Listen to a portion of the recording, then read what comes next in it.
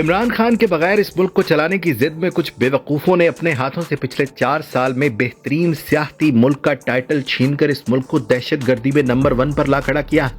दर्जनों बैनुल-अक़वामी कंपनियां पाकिस्तान को खैरबाद कह गई हैं। आधी से ज्यादा आबादी गुर्बत की लकीर से नीचे गिरा दी।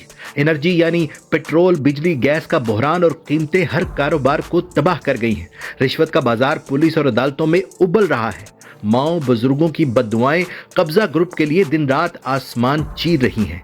नौजवान 75 साल की तारीख में सबसे ज्यादा बदजन इस मुल्क से अब इन 4 सालों में हुआ है। फौज, पुलिस, अदालतों समेत तमाम इदारों से अवाम की नफरत अरूज पर पहुंच चुकी है। इलेक्शन गाली बन चुका है और इंतखाबी निजाम से अवाम का एतबार 100% उठ चुका है।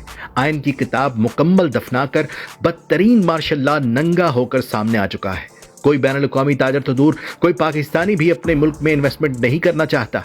कर्जों की दलदल में ऐसा धुंसाया कि इतना पिछले 75 सालों में नहीं हुआ। पंजाब और दारुल खिलाफा की सड़कों से आम रेड़ी बानों को जानवरों की तरह घसीटकर उनकी रोजी को लात मारकर बेरोजगार कर दिया गया। लेकिन सियासतदानों की तनख्वाहें 1.5 लाख से बढ़ाकर 9 लाख इन्हीं 4 सालों में कर दी गई। जजों की तनख्वाहें लाखों रुपए बढ़ा दी। मराहत का ये हाल है कि जिस जज को घर का किराया 60,000 रुपए माहाना मिलता था, उसे अब 3.5 लाख रुपया माहाना कर दिया गया है। ये भी इन्हीं 4 सालों में हुआ। अब सारे जज गिन लो, अपनी जेबें टटोलो, तुम्हें समझ आ जाएगा कि क्यों बांग्लादेश और अफगानिस्तान जैसे कमजोर मुल्क तो अभी भी पेट्रोल उसी रेट पर बेच रहे हैं, लेकिन तुम्हारा दुगनी कीमत पर है और रोज बढ़ता है। इन्हीं की तनख्वाहों को पूरा करने के लिए तुम्हारे टोल प्लाजे जहां 30 रुपए लेते थे, अब 100 रुपए लेते हैं। गोया पिछले 50 साल में जितनी महंगाई हुई थी, उससे 3 गुना ज्यादा महंगाई इन 4 सालों में करके अवाम को चौकों में जिंदगियां खत्म करने पर मजबूर कर दिया गया है।